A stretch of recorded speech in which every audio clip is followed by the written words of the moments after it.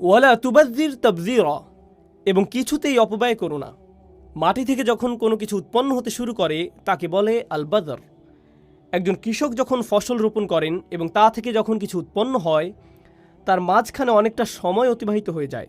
শস্যটা যখন অল্প বের হয় তখন এর কেবলই প্রাথমিক পর্যায়, এবং এ সময় একে কেটে ফেলা হলে এই শস্য থেকে কোনো উপকারী পাওয়া যাবে না। কিন্তু এমন অনেক লোক আছে যে হাতে টাকা আসা মাত্রই তারা তা খরচ করতে শুরু করে দেয়। এরা তাদের হাতে টাকা পাওয়া মাত্রই সেই টাকা নিয়ে নতুন জুতা কিংবা বড় টিভি কিনতে চলে যায়, কিংবা দামি কোনো রেস্টুরেন্টে যায়। খরচ করার কোনো রাস্তাই তারা বাকি রাখে না। তাবযীরের আবিধানিক অর্থ দেখলে আমরা দেখতে পাই যে কোনো উপায়ে টাকা খরচ করা। তখন মাথায় চিন্তা চলে, আরে মিয়া, টাকা পয়সা কোনো ব্যাপার? এগুলো হাতের ময়লা, টাকা কোনো সমস্যাই না।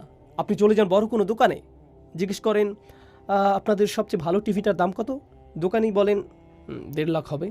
আপনার একবারের জন্য বাধে না এত টাকা খরচ করতে। আপনি খুশি হন জিনিসটা কিনতে পেরে। আল্লাহ শুধু অপচয় করতেই না করেননি, আল্লাহ বলেছেন অপচয়ের রাস্তাগুলো থেকেও দূরে থাকতে। আমাদের দ্বারা কিছু খরচ দরকার হয়েই যায়, আর এটাই কোরআনের মাহাত্ম্য, যে আল্লাহ সেগুলো ধর্তব্য মনে করেননি। আল্লাহ বলেছেন ইচ্ছাকৃত অপব্যয়ের কথা। যেমন ধরুন, ঈদের সময় আপনি ভাবলেন আপনার স্ত্রীকে একটা নতুন জামা কিনে দিবেন। আপনার স্ত্রী একটা জামা পছন্দ করলেন, আপনি তখন বললেন ওয়ালা তুবাজ্জির তাবযীরা, না না না না, বাদ দাও, এসব কিনে কী বা হবে। কিংবা ধরেন আপনার বাচ্চাকে আপনি কোনো খেলনা কিনে দিবেন, কিংবা আপনার পরিচিত কাউকে কোনো উপহার দিবেন, তখন আপনি ভাববেন আরে এভাবে তো টাকা অপব্যয় করা যাবে না।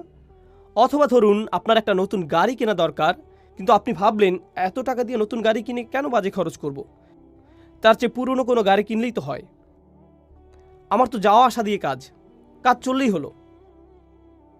কিংবা ভাবলেন একটা গাধা কিনে পিছে চাকাওয়ালা গাড়ি লাগিয়ে নিলেই তো হলো। এগুলো কি অপব্যয়ের উদাহরণ? অবশ্যই না।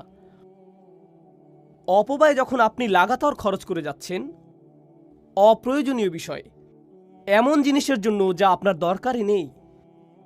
দিনে দিনে যদি আপনার এই অকারণ খরচ করার বদভ্যাস বাড়তেই থাকে তবে, এবং এটা নিয়ে আপনার মনে দুশ্চিন্তা না আসে, তবে এটা আতঙ্কের বিষয়।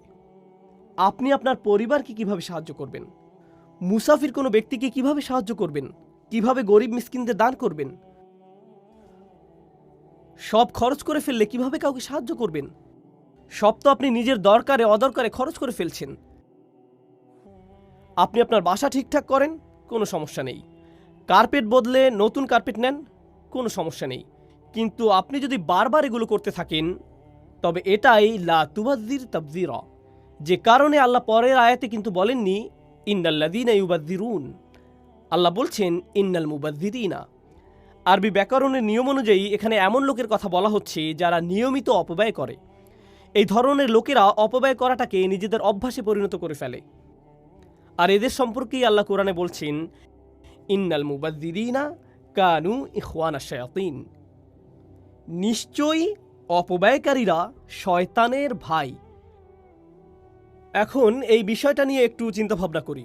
প্রথমত, আল আজিলাতু মিনাশ শাইতান, তাড়াহুড়া শয়তানের পক্ষ থেকে আসে। নিজের প্রতি যদি আপনার নিয়ন্ত্রণ না থাকে এবং টাকা পাওয়া মাত্রই চিন্তাভাবনা ছাড়া খরচ করার জন্য যদি তাড়াহুড়া লেগে যায়, তাহলে বুঝবেন শয়তান আপনার উপরে প্রভাব বিস্তার করেছে।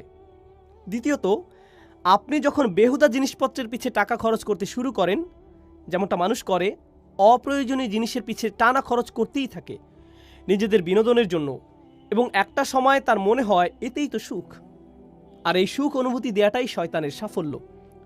আমরা তখন শয়তানের হাতের পুতুল হিসেবে কাজ করি। এরপর আয়াতের বাকি অংশে ওয়াকানা শাইতানু লিরাব্বিহি কাফুরা, আল্লাহ চাইলে শয়তান সম্পর্কে অনেক কিছু বলতে পারতেন, কিন্তু তিনি বললেন শয়তান স্বীয় পালনকর্তার প্রতি অতিশয় অকৃতজ্ঞ। যারা সব সময় কেনাকাটা করতে পছন্দ করে তাদের দিকে খেয়াল করলে দেখবেন তাদের মধ্যে সব সময় একটা আক্ষেপ কাজ করে, এইরকম যে নতুন জুতা কেনা হলো না, নতুন ইলেকট্রনিক্স কেনা হলো না, এই কেনা হলো না, ওটা কেনা হলো না। এই অভাব বোধ তাদের থেকেই যায়, আর তারা কখনোই সুখী হতে পারে না। তাদের যা আছে সেটা নিয়ে তারা সুখী না, তাদের কি নেই এই নিয়েই তারা পড়ে থাকে। আমি আর কি কিনতে পারি, আর কি কিনতে পারি, আর কোন কোন জিনিস দরকার। আপনি তখনই একজন নিয়মিত ক্রেতা হতে পারবেন যখন আপনি কোনো কিছু নিয়েই সন্তুষ্ট থাকবেন না। আর অসন্তুষ্টতা হলো সন্তুষ্টতার বিপরীত, এটা আপনারা সবাই জানেন। শয়তান হলো অসন্তুষ্ট, অকৃতজ্ঞ এবং অপচয়ে প্ররোচনা দানকারী। যারা সব সময় অপ্রয়োজনীয় কাজে খরচ করে তারা কখনোই সন্তুষ্ট হতে পারে না, তারা কখনো কোনো কিছুতে সুখী হতে পারে না। তাদের মনে সর্বদা একটা চিন্তায় ঘুরে যে তাদের ওই জিনিসটা নেই।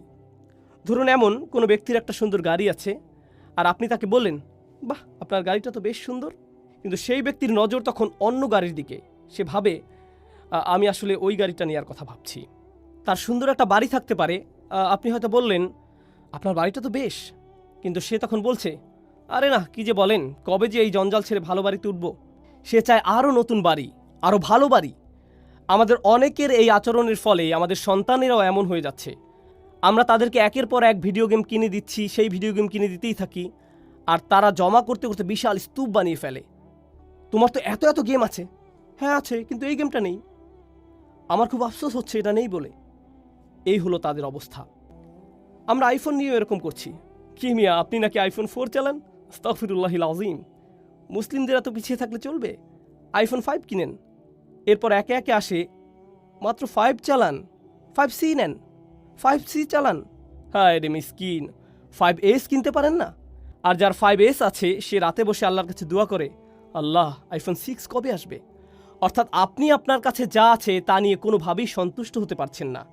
আপনার আরও দরকার, আরও দরকার, আরও দরকার, আর এই অবস্থা চলতেই থাকে। আর হ্যাঁ, মানুষ হিসাবে এটা আমাদের স্বাভাবিক চাহিদা যে আমরা ভালো কিছু চাই। আমরা সর্বদাই চাইব আমার ভালো একটা গাড়ি থাকুক, উন্নত একটা বাড়ি থাকুক। এটা খুবই স্বাভাবিক।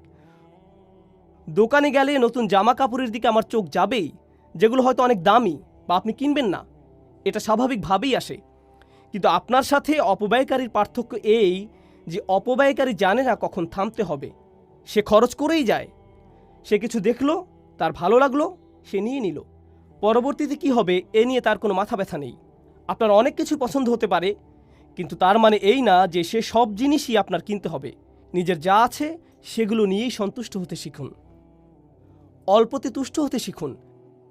আপনার যা প্রয়োজন তার পিছিয়ে অবশ্যই খরচ করুন, কিন্তু অপ্রয়োজনীয় খরচ বন্ধ করুন, কারণ অপব্যয় একটা সময় অভ্যাসে পরিণত হয়। আর আল্লাহ কি বলছেন? ইন্নাল মুবাযযিরিনা কানু ইখওয়ানাশ শায়াতিন ওয়া কানা আশ-শাইতানু লিরাব্বিহি কাফুরা। আসসালামু আলাইকুম।